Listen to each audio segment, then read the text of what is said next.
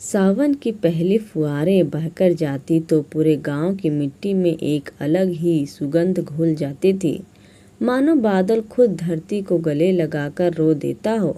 बेलवा गांव का माहौल आज कुछ और ही था। खेतों के मेड़ों पर ताज़ा घास उगी थी, कच्ची पगडंडी भूरी हो चुकी थी और तालाब के किनारे कदम की डालियां बारिश से भीगी हुई लटक रही थी। इसी गांव में रहता था दीपक, एक साधारण सा शांत स्वभाव लड़का। गोबर से लिपे आंगन में सुबह शाम डिबरी जलाने वाला, बैलों की घंटियों की खनक में पला बढ़ा। मगर उसके भीतर एक सपना था, कभी कोई ऐसा मिल जाए जिसे देखते ही लगे कि बस इसी के लिए मेरा दिल बना है। दीपक आज खेत से जल्दी लौट रहा था। बारिश रुक रुक कर गिर रही थी, उसके कपड़े भीग चुके थे, मगर उसकी चाल में एक तरह की जल्दी थी, जैसे दिल कह रहा हो कि कहीं कुछ होने वाला है, कुछ बड़ा, कुछ अनकहा। जैसे ही वह गांव के पुराने पीपल के पास पहुंचा, अचानक हवा में एक महक लहराई, हल्की सी भीनी खुशबू जिसमें चंदन और गीली मिट्टी का मिश्रण था। दीपक ने अनायास ही सिर उठाया और फिर उसने उसे देखा। बरसात की हल्की फुहार में भीगती हुई एक लड़की, सर पर नीली चुनरिया, आंखों में चमक और चौखट सी मुस्कान। वह हाथ में रखे बारिश से बचे 2 लोटे दूध को बचाती हुई मंदिर की सीढ़ियां चढ़ रही थी। दीपक कुछ पल उस दृश्य में थम गया। कौन है ये? लड़की ने भी एक पल के लिए मुड़कर देखा। उसकी बड़ी बड़ी आंखें दीपक पर ठहर गई, जैसे समय वहीं रुक गया हो। बारिश की बूंदें उसके गालों से फिसलती तो लगता था कोई चुपचाप कविता लिख रहा हो। दीपक के भीतर कुछ हलचल हुई, सीधी गहरी तेज। हाय दैया, ये कौन परी उतरी है आज गांव में? अपने मन में बुदबुदाया। लड़की ने हल्की सी मुस्कान दी। बस एक पल, लेकिन उस एक पल ने दीपक के दिल में जैसे पूरा सावन भर दिया। उसकी मुस्कान में एक मासूमियत थी, एक शर्माहट और एक ऐसा खिंचाव जो दीपक को वहीं जड़ कर दे। दीपक के पैर जैसे खुद ब खुद मंदिर की ओर बढ़ने लगे, पर तभी हवा तेज चली, चुनरिया उड़ी और लड़की ने जल्दी से उसे थाम लिया। वह ऊपर जाती जाती सीढ़ियों से गायब हो गई। मंदिर के भीतर दीपक वहीं खड़ा रह गया, भीगता हुआ, हाँफता हुआ, मगर दिल धड़कता हुआ बहुत तेज। उसने अपने सीने पर हाथ रखा, खुद से कहा, ये क्या था? पहली बार तो नहीं किसी लड़की को देखा, फिर आज दिल ऐसे क्यों धड़क उठा, जैसे जैसे वहीं रुक जाना चाहता हो। तभी मंदिर की घंटी बजी, टन। उसके भीतर एक अजीब सी शांति उतर गई, मगर उसके चेहरे पर हल्की सी मुस्कान फैल गई। जिसे भगवान अपने घर भेजे वो साधारण कैसे होगी? उस रात दीपक सो नहीं पाया। बारिश रुक चुकी थी, पर उसके भीतर जैसे बादल अभी भी गरज रहे थे। वह छत की ओर देखता और सोचता, कौन थी वो? नाम क्या होगा? गांव में नई आई है क्या? वह कभी मुस्कुराता, कभी करवट बदलता, कभी अपने दिल की तेज धड़कन पर खुद ही हंस पड़ता। पहली मुलाकात में ऐसा भी होता है क्या? लेकिन हाँ, हुआ था, और बहुत गहराई से हुआ था। अगली सुबह गांव की हवा में मिट्टी की सौंधी खुशबू अभी भी बसी हुई थी। सूरज की किरणें कच्ची गलियों पर ऐसे गिर रही थी जैसे ईश्वर ने धीरे धीरे हल्दी छिड़क दी हो। भैंसों की घंटियां बज रही थी, गौशाला से धुआं उठ रहा था और औरतें घरों के आंगन में चौका बासन कर रही थीं। पर दीपक आज बिल्कुल अलग था। उसकी आंखों में नींद नहीं, बल्कि एक चमक था। दिल में उथल पुथल थी, पर चेहरे पर हल्की सी मुस्कान। वह खुद भी नहीं समझ पा रहा था कि ये अचानक वाला उजाला क्यों लगता है?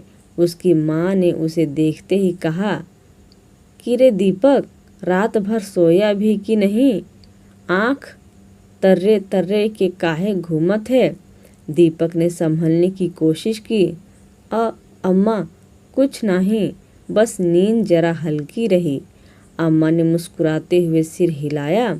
हम जानत हई, जवान बच्चे जब ऐसे मुस्कात घबरात फिरत है, मतलब दिलवा में कौनो झमाझम हो गईल बा। दीपक शर्म से लाल पड़ गया। अम्मा, कुछ भी बोल देते हो। माँ हंस पड़ी, पर दीपक का दिल और तेज धड़कने लगा। क्या सच में उसके दिल में कोई उतर गया था? सुबह के काम निपटा कर दीपक जल्दी ही बाहर निकल गया। उसके कदम खुद ब खुद उसी दिशा में बढ़ रहे थे और वो था मंदिर की ओर। पीपल के पेड़ के नीचे कल वाली हल्की चंदन वाली खुशबू आज भी तैर रही थी, जैसे प्रकृति खुद उससे कहना चाहती हो कि वो आएगी, आज भी आएगी। दीपक मंदिर की ओर देख ही रहा था कि सीढ़ियों पर हल्की सी आहट हुई और जैसे किसी ने उसके दिल की कामना सुन ली हो। नीली चुनरिया की जगह आज हल्के गुलाबी रंग की ओढ़नी थी।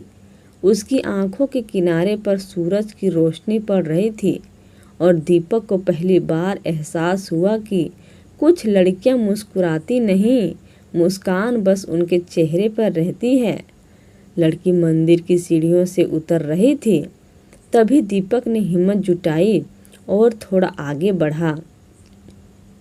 नमस्ते। उसकी आवाज़ धीमी, पर दिल की धड़कन बहुत तेज थी। लड़की थम गई।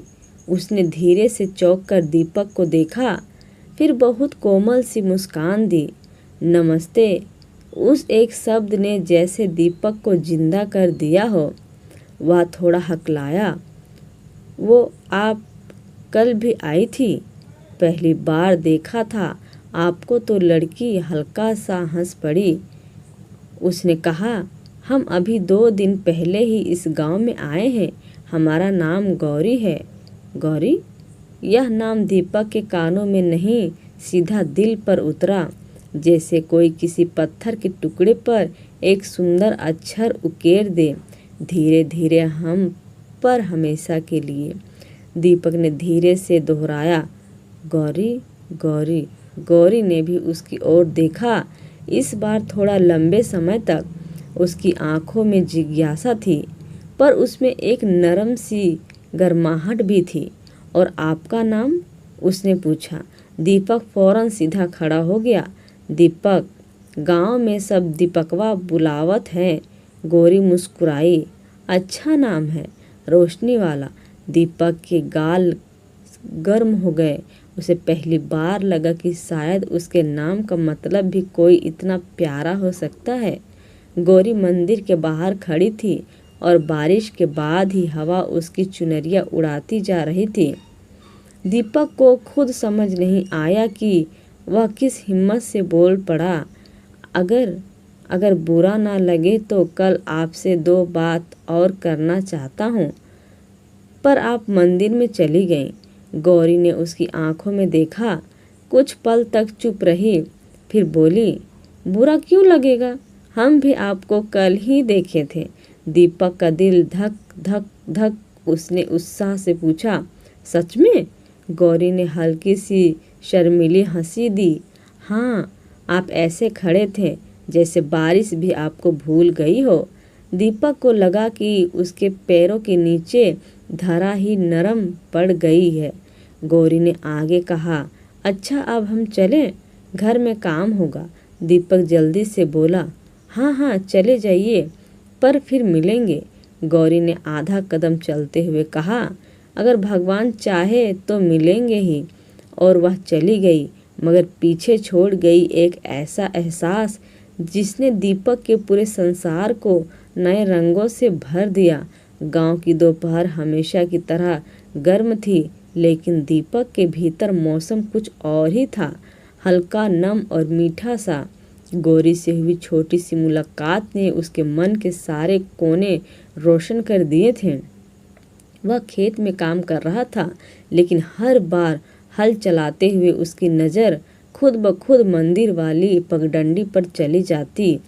आज आएगी, नहीं आएगी, क्या पता फिर से बात हो जाए। उधर गांव के लोग बातें कर रहे थे। नए पटवारी शंकरलाल आए हैं, परिवार भी लाए हैं, बेटी बड़ी सुशील है। किसी ने फुसफुसाकर कहा, नाम सुना? वही गौरी। दीपक ने यह सुना तो उसका दिल धड़क उठा। मतलब गौरी पटवारी की बेटी है? मतलब उसका घर गांव की सबसे ऊंची चौपाल के पास होगा। मतलब गांव के रसूखदार लोग उससे मेल झोल रखते होंगे और वह एक साधारण किसान का बेटा। उसके मन में हल्की सी घबराहट उठी, पर उसी पल उसने खुद से कहा, जिसे दिल ने चुना है उसे दिल ही संभालेगा, डर नहीं। शाम को दीपक ने मंदिर का रुख किया। हर कदम पर उसी उम्मीद की डोर खींची हुई थी। वह बहुत ही पहुंच ही रहा था कि उसे मंदिर की सीढ़ियों पर एक हलचल दिखी। दो आदमी खड़े, आवाज़ थोड़ी ऊंची और गौरी थोड़ा पीछे खड़ी हुई। दीपक का दिल धक कर रह गया। क्या हुआ? वह तेज कदमों से आगे बढ़ा। एक आदमी गरज रहा था, अरे लड़की, तुम्हारे घर वाले कहाँ हैं? ये दूध मंदिर में चढ़ाने का हक हमारा है, समझी? कल भी तुमने ही चढ़ाया था। गौरी डरते डरते बोली, पंडित जी ने कहा था कि मैं ही दे दूं, घर पर सब नहीं है। दूसरा आदमी हाथ झटक कर बोला, ओए, हमसे ज़्यादा पंडित की मत सुनो। पटवारी की बेटी हो तो इसका मतलब ये नहीं कि जो मन आए करोगी। गौरी की आंखें भर आई। दीपक के अंदर कोई चिंगारी सुलग उठी। इतनी प्यारी शांत लड़की को कोई इस तरह डांटे? नहीं, बिल्कुल नहीं। वह आगे आया, आवाज़ धीमी लेकिन बेहद दृढ़। बात करने का तरीका सीख लीजिए चाचा, ये लड़की कुछ गलत नहीं कह रही है। दूध चढ़ाना कोई गुनाह नहीं होता। दोनों आदमी मुड़कर दीपक को घूरने लगे। अरे तू कौन? इसका वकील? एक ने तंग कसा। दीपक एक कदम और आगे बढ़ा। नहीं, बस इंसान हूँ और किसी मासूम को बिना बात डांटे देख नहीं सकता। उसकी आंखों में गुस्सा नहीं, साहस था, और इस साहस ने पहले आदमी को चुप कर दिया। दूसरा बुदबुदाया, ठीक है, पटवारी से खुद बात कर लेंगे, और दोनों चले गए। गौरी ने गहरी सांस ली, जैसे किसी ने उससे ऊपर से भारी बोझ हटा दिया हो। वह धीमे से बोली, धन्यवाद। दीपक हंसा, सिर्फ धन्यवाद? इतनी बड़ी बहस जीत ली मैंने, और इनाम में सिर्फ इतना? गौरी हल्के से हंस पड़ी। तो क्या चाहिए? दीपक ने उसकी आंखों में सीधा देखते हुए कहा, ये कि आप डरे नहीं। कोई कुछ भी बोल दे, आप हमेशा सही जगह पर खड़ी रहिएगा। गौरी कुछ पल उसे देखती रही। उसके चेहरे पर एक भरोसा सा उतर आया। उसने धीमे से कहा, हम कोशिश करेंगे। उस शाम दीपक घर पहुंचकर बेहद चुप था। अम्मा ने पूछा, का भइल, आज बड़े तने तने फिरत हो? दीपक ने धीरे से कहा, अम्मा, कभी किसी को परेशानी में देखकर दिल इतना दुखता है कि खुद रो देना चाहे, ऐसा होता है? अम्मा ने मुस्कुराकर कहा, हाँ बेटा, ये प्यार की निशानी है। सबसे पहला इम्तिहान दूसरे के दर्द में अपना दर्द महसूस होना। दीपक चौंक गया। क्या ये प्यार है? क्या ये शुरुआत है? उस रात वह करवटें बदलता रहा। हर करवट पर गौरी की डरी हुई आंखें, और फिर उसकी कोमल मुस्कान सामने आ जाती, और उसे पहली बार लगा वह सिर्फ उसे पसंद नहीं करता, वह उसे बचाना चाहता है, हर बुराई से, हर डर से, हर आंसू से। अगली सुबह गांव की हवा कुछ अलग ही थी, मानो रात भर बादल भी सोचते रहे हो कि आज सूरज किसके हिस्से का सुख भेजेगा। गांव के कुएं पर औरतें गीत गा रही थी, बच्चे मिट्टी में कूद रहे थे, और नीम की छांव में बुजुर्ग गप्पे मार रहे थे। पर दीपक वह सिर्फ एक ही चेहरे की तलाश में था और वो थी गौरी। वह मंदिर के आसपास चक्कर लगा रहा था। कभी सीढ़ियों पर बैठ जाता, कभी पीपल की जड़ के पास खड़ा हो जाता। हर सांस में वही बेचैन इंतजार, आएगी तो आज बात करूँगा, कल के लिए माफ़ी भी मांगूंगा। पता नहीं उसे लगा हो कि मैं ज़्यादा बोल गया, लेकिन गौरी नहीं आई, एक भी बार नहीं। दीपक का दिल कुछ गलत सलत सोचने लगा। क्या वो नाराज़ है? क्या उसके घर वालों ने डांट दिया है या उसकी तबीयत खराब है? डर, बेचैनी और प्यार तीनों मिलकर उसे ऐसे खड़े थे कि लगता था जैसे पूरा गांव घूम रहा हो। शाम होने को थी जब दीपक धीरे धीरे पटवारी के घर वाली गली की तरफ गया। वह दूरी बनाए हुए था, बस इतना कि अगर गौरी बाहर आए तो दिख जाए। और तभी दरवाज़ा खुला। गौरी निकली, लेकिन उसका चेहरा थका हुआ था, आंखें थोड़ी सुर्ख और उसके कदम धीमे। दीपक का दिल धक से रह गया। उसने हिम्मत जुटाई और धीरे से आवाज़ लगाई, गौरी। गौरी रुक गई। धीरे धीरे पलटकर उसकी तरफ देखा। दीपक आगे आया। आज मंदिर नहीं आई, सब ठीक है ना? गौरी की आंखें नम हो गई। उसने कुछ कहने की कोशिश की, पर शब्द रोके खड़े थे। दीपक समझ गया, क्या किसी ने कुछ कहा घर पर? गौरी ने सिर हल्का सा झुका दिया। वह पास आकर धीरे से बोली, कल जो आपने मंदिर में बोला, किसी ने पिताजी को बता दिया। उन्होंने मुझसे कहा कि गांव में अनावश्यक बातों में ना पड़ा करो, और मुझे डांट भी पड़ी। दीपक का दिल कस कर चुभ गया। यानी मेरी वजह से उसे डांट पड़ी? वह फौरन बोला, गौरी मुझे माफ़ कर दो, मैं नहीं चाहता था कि तुम घर में बात बने, मैं बस तुम्हारी मदद करना चाहता था। गौरी ने हल्का सा सिर उठाया। उसकी आवाज़ धीमी थी, पर उसमें एक मिठास थी। आपसे गलती नहीं हुई, गलती तो उन लोगों की थी जो बिना मतलब डांट रहे थे। आपने बस मेरा साथ दिया था। दीपक ठहर गया। गौरी की ये बात उसके दिल के सबसे गहरे हिस्से को छू गई। उसने हिम्मत करके फिर पूछा, तो क्या हम बात कर सकते हैं? थोड़ा सा। मैं वही कहूँगा जो आप सुनना चाहेंगी, और चुप भी रहूँगा अगर वही ठीक लगे। गौरी ने उसे गौर से देखा। उसकी आंखों में डर नहीं, एक कोमल सा भरोसा था। वह धीरे से बोली, चलिए थोड़ी देर चलकर बात करते हैं। वहाँ आम के पेड़ के पास दीपक का दिल एक पल को थम गया। गौरी खुद बात करना चाह रही थी। दोनों कच्ची पगडंडी पर धीरे धीरे चलते रहे। हवा में मीठी महक, पक्षियों की आवाज़ और दोनों की चुप्पी, तीनों मिलकर एक अजीब सा जादू बना रहे थे।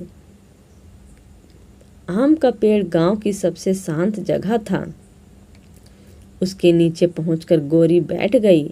दीपक भी थोड़ी दूरी पर बैठा। वह उसकी तरफ देख भी नहीं पा रहा था, जैसे दूरी ही सम्मान हो। गौरी ने सबसे पहले चुप्पी तोड़ी। जानते हैं, मैं इस गांव में नई हूँ, मुझे यहाँ की बातें नहीं पता।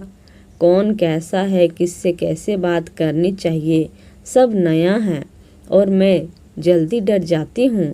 दीपक धीरे से बोला, डरना ठीक है, लेकिन अकेले डरना ठीक नहीं।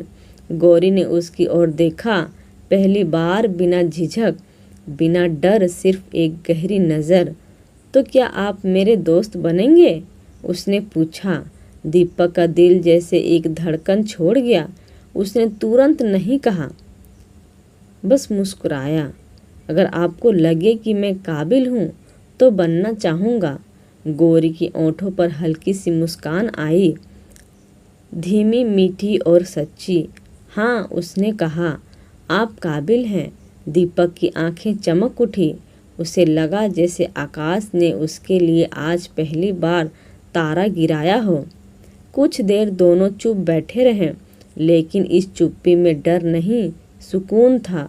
भरोसा था और एक शुरुआत थी, दो दिलों के मिलने की शुरुआत।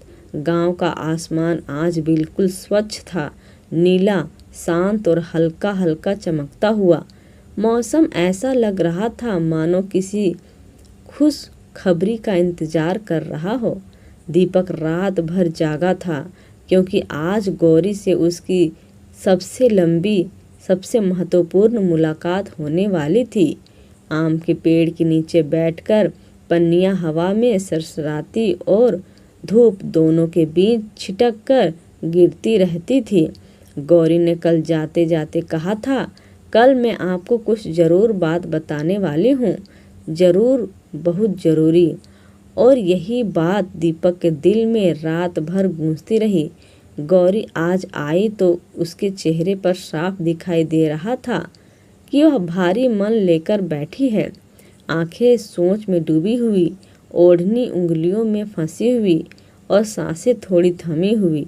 दीपक ने धीरे से पूछा, कहो गौरी, क्या बात है? गौरी ने नज़र उठाई।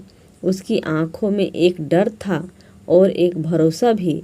दीपक, आप अच्छे हो, बहुत अच्छे, पर गांव में हर कोई ऐसा नहीं सोचता। दीपक चुप रह गया। वह समझ रहा था ये बात उसके घर वालों से जुड़ी होगी। गौरी की आवाज़ कांप गई। मेरे पिताजी पटवारी हैं, वे चाहते हैं कि मैं उनसे बराबरी वाले परिवार में जाऊं। कहते हैं ऊंची इज्जत वाले घर में लड़की हीरा बनकर जाती है, और अगर उन्हें पता चला कि मैं किसी से दोस्ती कर रही हूँ, वो भी ऐसे लड़के से जो, दीपक ने मुस्कुराकर कहा, जो किसान है। गौरी ने सिर हिलाया, आंखें नम हो गई। तुच्छक परिवार बहुत सम्मान वाले होते हैं, पर पिताजी को ऐसे रिश्ते पसंद नहीं। उन्हें लगता है समाज क्या कहेगा। दीपक ने गहरी सांस ली। तो ये बात थी, यही डर गौरी छुपा रही थी। तो क्या तुम भी यही सोचती हो?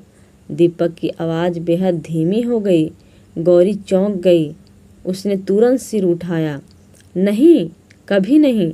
अगर मैं ऐसा सोचती तो आपके साथ यहाँ बैठती ही क्यों? आपके साथ बात ही क्यों करती? आपके सामने अपने दिल का डर क्यों खोलती? दीपक की आंखें नरम हो गई। गौरी आगे बोली, मुझे बस डर है कि कहीं पिताजी हमारी दोस्ती को गलत ना समझ लें, कहीं वो आपको कुछ कह ना दे और आपको बुरा लगे। दीपक हल्के से हंस पड़ा। अगर तुम्हारा नाम दिल में जगह ले चुका है तो कोई क्या कह देगा? डर मत, मैं खड़ा रहूँगा हर बात के बीच में तुम्हारे साथ। गौरी की सांसें थम गई। उसने पहली बार दीपक की आंखों में लंबी स्थिर नज़र से देखा।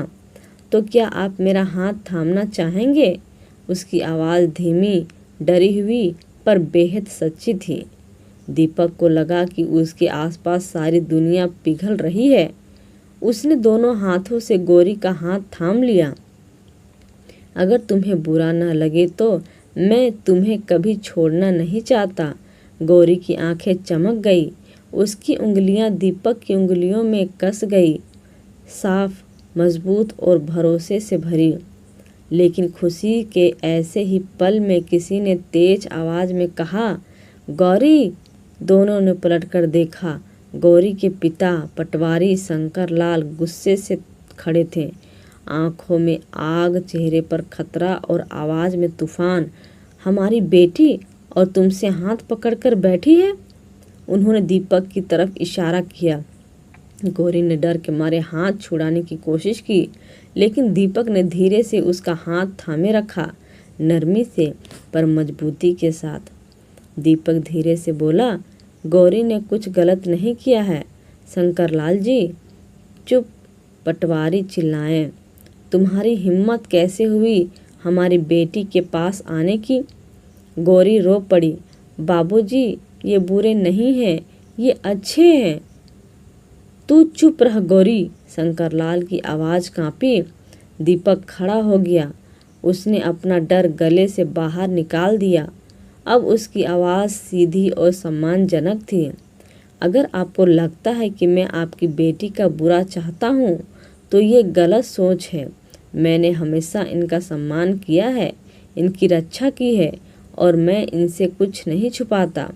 हम सिर्फ पटवारी नहीं, तेज आवाज़ में कहा, हमारी बेटी और तुम, ये रिश्ता नहीं हो सकता। ना जात मिलती, ना घर बार, ना हमारी इज्जत की बराबरी।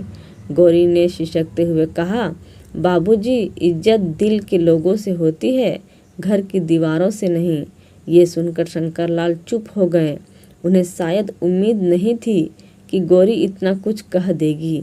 दीपक ने शांत स्वर में कहा, अगर आपको लगता है मैं गलत इंसान हूँ तो कह दीजिए, मैं पीछे हट जाऊँगा।